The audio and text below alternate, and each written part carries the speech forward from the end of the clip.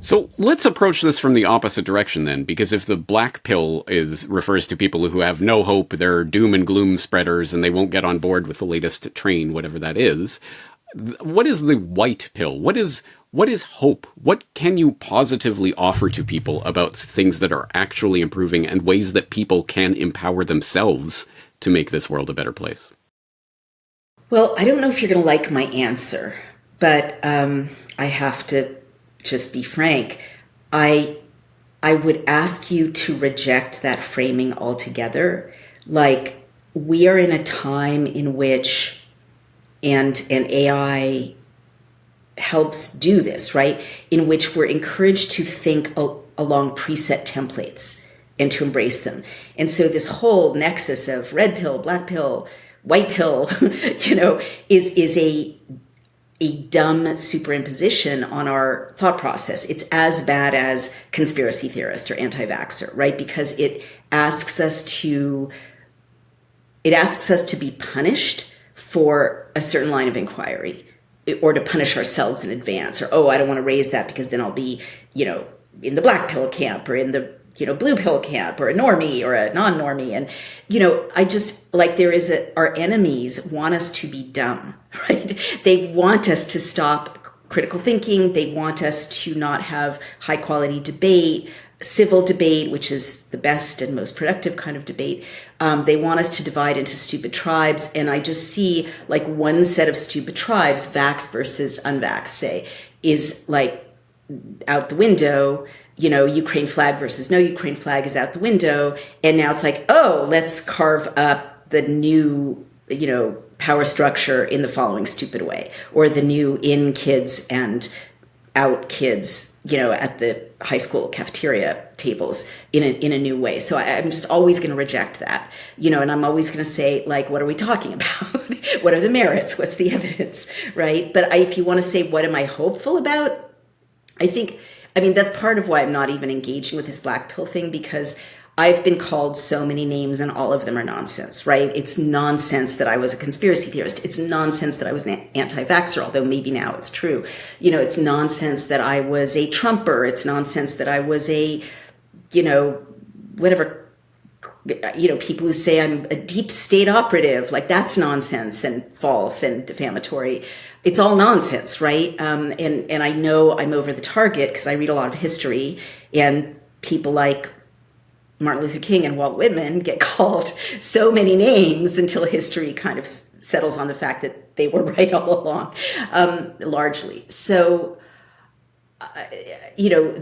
anyone who knows my work is going to know that it's absolutely ridiculous to call me black pill. That's a coercive kind of bot that is basically the kind of bot that's also saying all our data is out there. And by the way, if people don't know why there's a fight, I wrote 2 essays now warning, as a tech CEO, that the way Elon Musk was engaging with our data raised huge red flags, like fatal, catastrophe, irreversible red flags about cybersecurity, and destroying the presidency, destroying Congress, destroying the government. Much as you may hate the government, you don't want the only authority to be AI and Elon Musk and his 6 oligarch friends, right? So that was my criticism. But I'm seeing lots of bots say, this is so dumb, they have all our data anyway. Well, that's a dumb criticism for reasons I can give you. They may, our data may have been hacked or released in multiple ways, multiple times, but no one has had access to the most valuable, pristine trove of data remaining, which is the US government. And as a result, no one is able to create filters, as Elon Musk can now very easily, to create a control grid with the Social Security data and the Medicaid data and your contracts of your business and your census information. All of that now turnkey can be a China-style control grid. There are other problems. But I guess what I would say is, I recognize these attacks so well now. It's like, okay, here are some critics. Let's generate some digital, repetitive criticisms or mockery that will deter people from following them or taking them seriously. So black pill is one, they've got all our data anyway is one, you're disloyal to President Trump is one, although probably that has more grassroots support. But it's just stupid. And it's stupid because our job as citizens, again, is to ask every question and, see every piece of every record that's not classified belongs by law to the American people. So we should be going over, literally, we should be able to see in a database on the Doge website, which doesn't exist yet, every program that was canceled, every action they're recommending. We should be able to search it by keyword. None of that is available to us. So it's just one awesome headline after another. And I'm cheering, of course, the revelation of waste, fraud, and abuse, just like everyone else. But the point I keep making is Musk could generate all those headlines for the president in a cyber secure way and in a way that doesn't risk stealing our IP or copying our IP, sucking up everything we are into his AI, right? Who owns the AI that he's using? AI is not owner neutral. There's an AI arms race. And we have to, as citizens, think through things. I mean, I'm kind of bunching my concerns all together, but as citizens, we have to think through and debate things like, okay, if AI is running big chunks of the government and it restricts your rights, whom do you sue? Like, the courts don't even understand these issues well enough to adjudicate about them. And there aren't answers. I mean, AI is, I keep trying to explain, it's not neutral, right? When AI goes into, especially someone else's AI, goes into our protected data sets, and much as we may hate the government, it's a very relatively clean way to protect data sets in the United States compared to other countries. And once Elon Musk's AI eats, just say an email every week from our intelligence agencies, right? Then you can, there's no, that information is liberated. It's liberated from secrecy and it's liberated from any accountability. And so whoever has access to wherever he's storing it, right? And we don't know where he's storing it, right? Why is there a cloud computing guy with him? That was a big red flag to me. But whoever has access to that data can do a search and find every FBI operation against Chinese sleeper cells in the United States and hand that file to China, or what cartels are in our inner cities selling fentanyl and what operatives are undercover from the FBI trying to disrupt that, hand that file to the cartels. So it's the biggest national security breach in history. Like, it all at once, he can do more than any spy has ever done to destroy our national security. And what I don't feel the Trump team and their advisors, I mean, now maybe they're getting a clue because there are these, there's this pushback from different agencies who are Trump, appointees. But I just don't think President Trump and his advisors understand the technology, the technical risks. And since they put the people who initially tried to protect the Treasury data on administrative leave, you've got this very dangerous situation in which internal technologists in the government will be scared to say to the president or up the chain of command, this is so dangerous for X reason, or you don't want these engineers to plug their own computers into our systems for this reason, right? Or, be sure to get a non-compete from every engineer so that they can't just copy the IP which our tax dollars have generated and use it for their own purposes. I mean, any number of problems.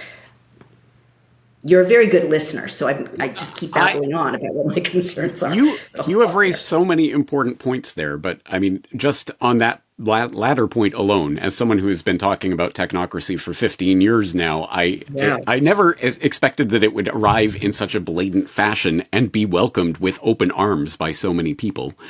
But that being what it is, you predicted I would not like your answer. In fact, I love your answer because I think it gets to the heart of what is always the strategy of the oligarchs: divide and rule, and classifying people into certain groups so that they can then fight amongst each other.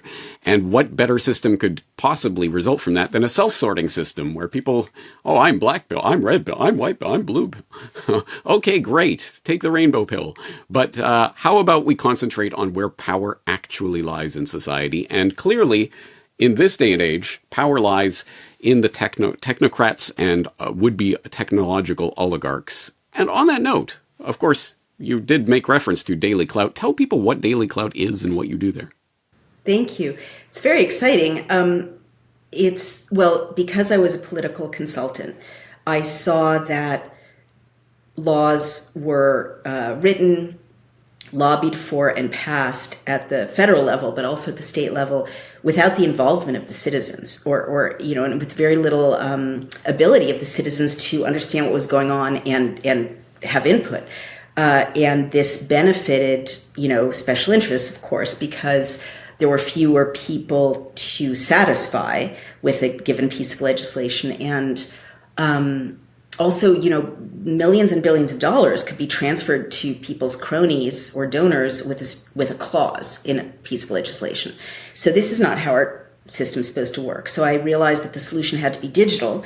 So I co-founded this company 13 years ago called Daily Clout, and we built our first product is a digital database. This is much less boring than it may sound, just if you'll bear with me. A digital database where you can search any state or federal bill. We're the first people who, synthesized those into one place and made it interactive. And then you can share that bill through social media. And so it's all, and you can track it in real time. You can see who the sponsors are. So people have had a huge impact on state and federal legislation by just, sharing and commenting on a given bill, like, oh, here's this healthcare bill. They say it, they're saying on the talk shows that it covers cancer as a pre-existing condition. Well, here on page 62, it doesn't. They're lying, and then since it's all done in public, the people who are writing the bill will change it, in real time when they get the pushback from citizens. And it doesn't even take that much, because it's embarrassing, right? This is a bad bill, this bill. And that's part of why I was so alert to what Elon Musk was doing. A lot of bills transfer the IP, which is very valuable, from the government to stakeholders who turn out to be Silicon Valley VCs or technologists. That's our property. That's our intellectual property. We paid for it. We developed it. So anyway, back to Daily Clout. That's BillCam. And we also create videos and blogs explaining legislation and just following democracy around the world. And we also have two other products, which are very exciting. One is called Legisector, where you can, it's more of a business-to-business platform where you can search and have a live feed of legislation affecting your industry. So if you're in real estate, you get real estate legislation, healthcare, infrastructure, defense, energy, cannabis, whatever it is. And now we've got Communities, which is a censorship-free, surveillance-free Facebook alternative where you can start a community around an issue, raise money, and so on. So that's what we do. And we have been really successful with the United States, but there are 132 democracies. So we hope to now start building bill cams for major democracies around the world so other people have this transparency.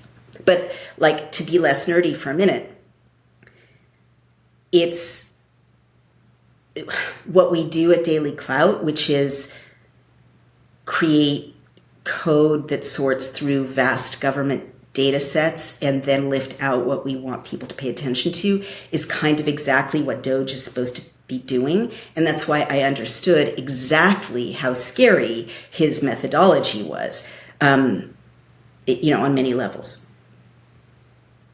Technology is a tool of empowerment for the people so that they can actually have transparency and see into what the government is doing. Wow. Imagine that. Right? Imagine actually looking at that way instead of this way.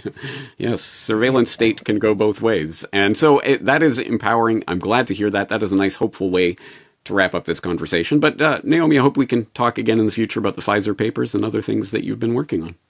Absolutely. Thank you so much for having me. And by the way, may I say where people can go to find us? Yes, please. Yeah. Thank you. Please go to dailyclout.io to see what we're doing and become a subscriber or a donor there. And you can find me and my Substack Outspoken on Substack. And I'm NaomiWolf on Twitter, now X. Thank you very much. It's a pleasure to speak with you.